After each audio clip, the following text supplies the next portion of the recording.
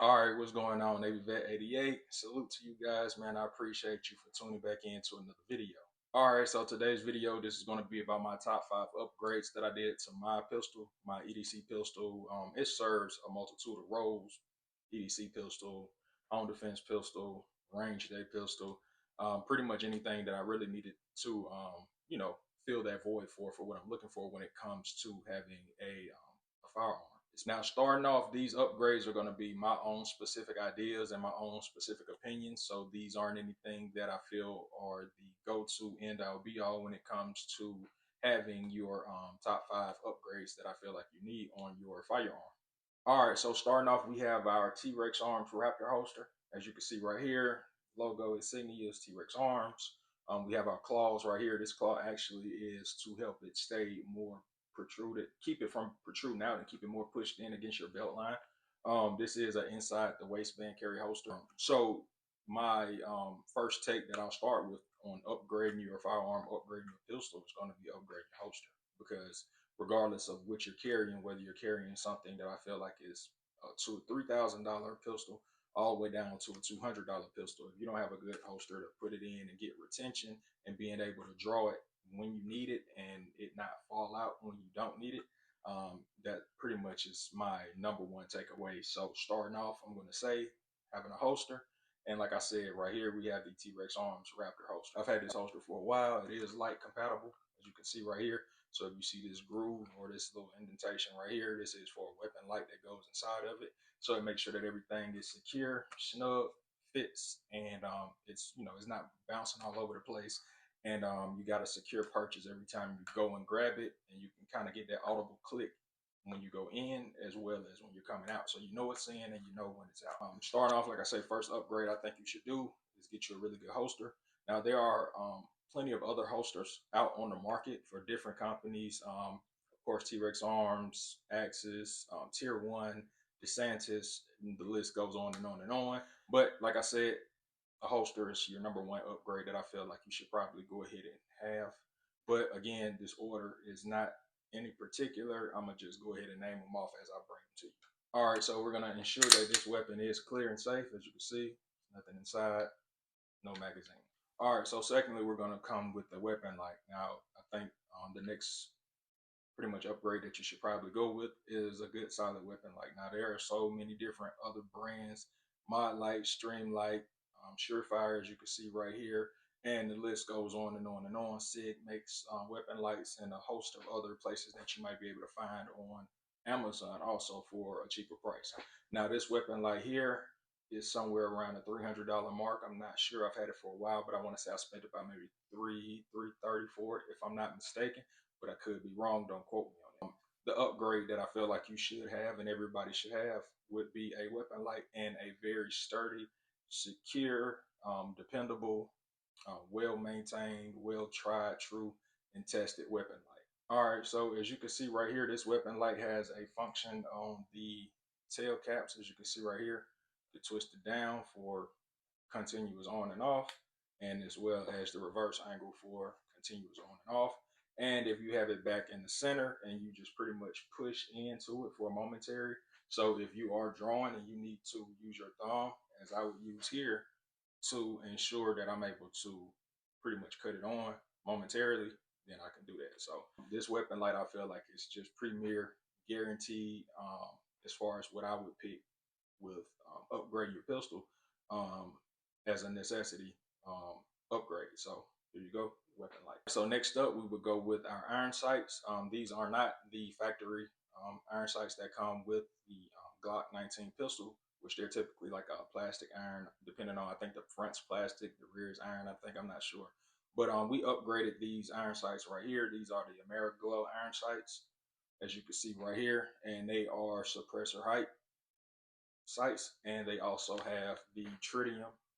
I'm not sure if you could probably see that, but they have the tritium inside of them. So if it is dark, you might be able to see them kind of have like a little glow to them. It's a green glow of tritium. So at nighttime, it's really, really easy for you to find that those three dots. So I think having a set of suppressor height sights that are night sights also should be another upgrade that you should look and get into, just because it helps with better sight acquisition, having something that's taller, with a dot that is not just white, something, of course, that when it's nighttime, you can still see your dots, and it just makes for your eyes to track a whole lot easier, a whole lot smoother. Having them higher, I feel like it just helps you get to seeing the actual dots in themselves just instantly in comparison to having a Glock pistol that has the traditional factory sights. They sit really, really, really low. So, pretty much understanding that if your barrel is right here and you're aiming up higher with your higher suppressor height sights, then you have to compensate for the height over bore axis. But at the same time, it makes it a whole lot easier and quicker for you to get on target when you have those higher sights, especially when you have the sights with like um, tritium or fiber optics and things of that nature. All right, next up, now to go along with our upgraded iron sights, we're going to go with a upgraded red dot. Now this Glock 19 Gen 5 MOS does come with the modular optic system. As you can see the cuts right here, so you can take the plates off, put another plate on, slap on your red dot, and then you're good to go. Now the benefit of having the suppressor height sights with this actual red dot is now that this red dot is on, the dot sits up a lot higher in the glass than if it weren't there. And if you still had your factory sights, they would be so low that you wouldn't be able to use your sights at the same time as using a red dot. The benefit of that is if the red dot isn't working, your battery dies out or something like that, you still can see directly through that glass without having any type of interference or any type of issues when it comes to finding some type of sight or aiming picture. Now this red dot that we have here, this is a Holosun HS507C compact with the solar panel on top. As you can see, in case your battery goes down, you got solar panel lights outside from the sun, still gives you some type of help with gaining battery energy. I never got to the point where I don't think I even tested it out to see if it actually works or not, because I do keep my battery switched out inside of here. And I can tell when they're starting to get a little bit lower, so I'll just go ahead and change them if they are getting dimmer. If I'm feeling like that highest setting isn't as bright as I know it's supposed to be, then I'll go ahead change it out. So I never really got to the point where I tried to use it and have the sun pretty much powered. So I'm not even sure if it works, but I hope it do. Maybe I need to take the battery out one day, take it outside, let it sit out there, and then see if it still has some type of power so that I can see my red dot. But having a good red dot is also a good thing to upgrade to, because it also helps when it comes to aiming, night shooting, low vis shooting, and all of those things. I mean, you can even use the upper portion of your light to rack it back. If you might push it down on the door, push it down on the back, push it off of your hand. Especially if you needed to push it down on the dresser in order for you to rack around into. And it's pretty robust red dot. It's not a closed emitter, so it is open. So it isn't two pieces of glass. It's only just one up here in the front. But you do have closed emitter optics or closed emitter red dots that do have a glass in the front, typically in a square box look.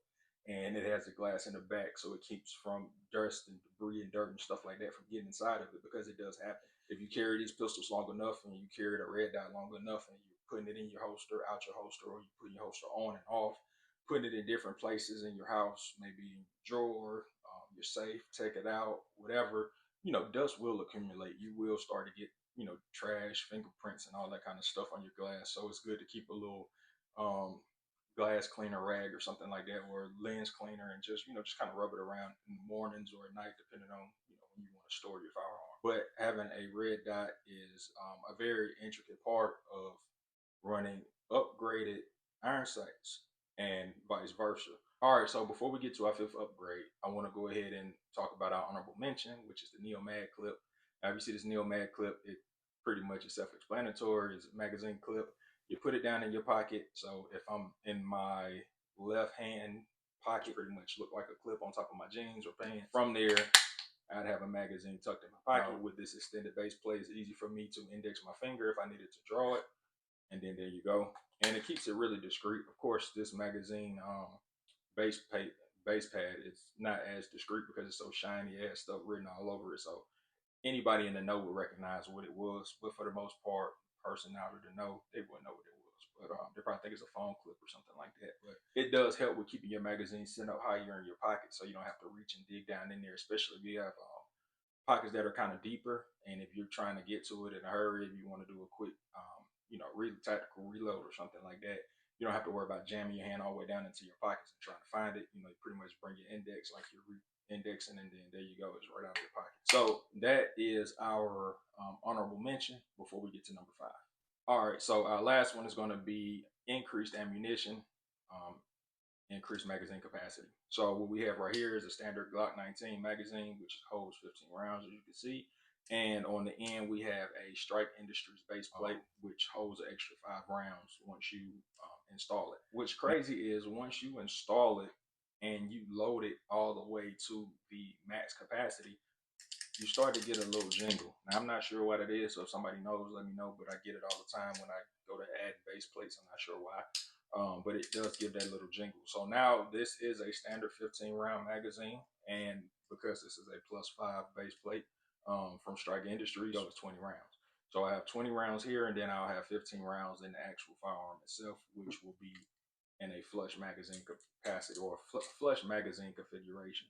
So as you can see, this is flush, and then as you can see right here, this wouldn't be flush. And of course, it's just some little tape around here. It's goon tape. I just wrapped it around because I just like the way it feels. It get all sticky and stuff, but I like that feeling. So when I go into my pocket and index it and I pull it out, it gets that kind of better retention for me. It's not nothing that's extremely noticeable, but at the same time, I feel it and I recognize it and I notice it. So I like it. Like I said, when you go to fill this to max capacity, I'm not sure if it's because of this base plate, but I've also had dealt with the same thing in another base plate, where it does a little shake, rattle, and roll kind of thing. And I don't like it because if you're walking around, you can hear that shaking. But if you drop one round out of it and you go to 19, then you don't have any other issues. So just to keep that in mind, if you ever want to decide to upgrade your pistol magazines with the base plate for additional rounds, just think about that.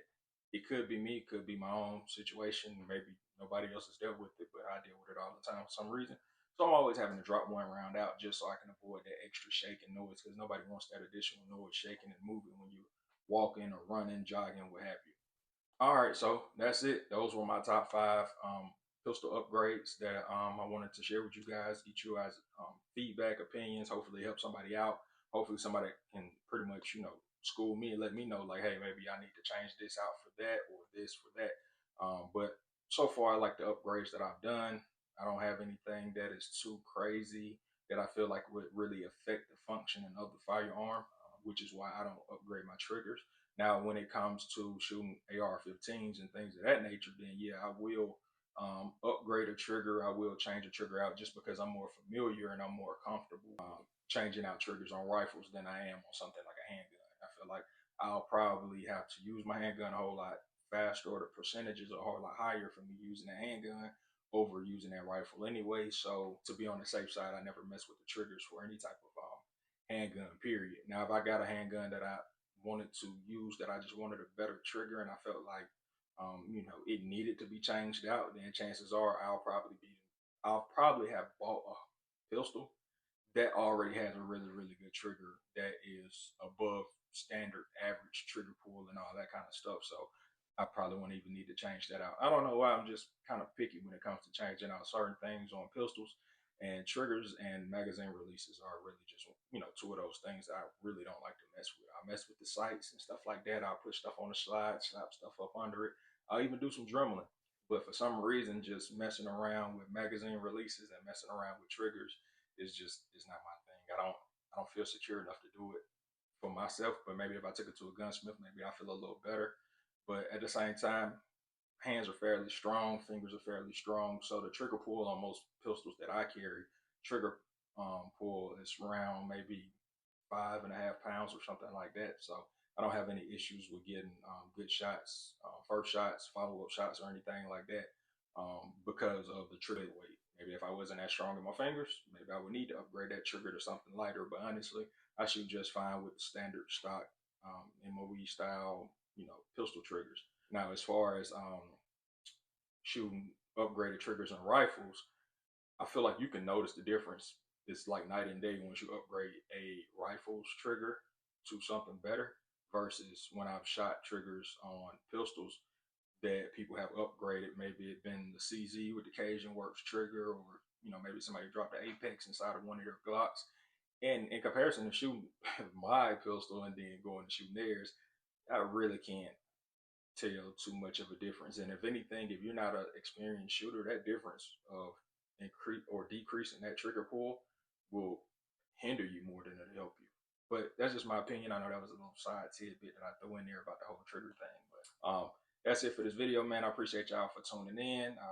Stay tuned. Got more videos coming. I'm trying to get a lot more content together. We're getting ready for SHOT Show in January. This year is it's gonna be fantastic. The content that I get this year is gonna be 10 times better than what I did last year because the content next year in January is gonna be better than the content this year in January. But it's because it's been my second time there, and I have a better idea of what I'm looking forward to as far as when I go, how to move, how to maneuver, the people to contact, the networking that I've done already and interviews and stuff like that that I'm going to get once I get there also.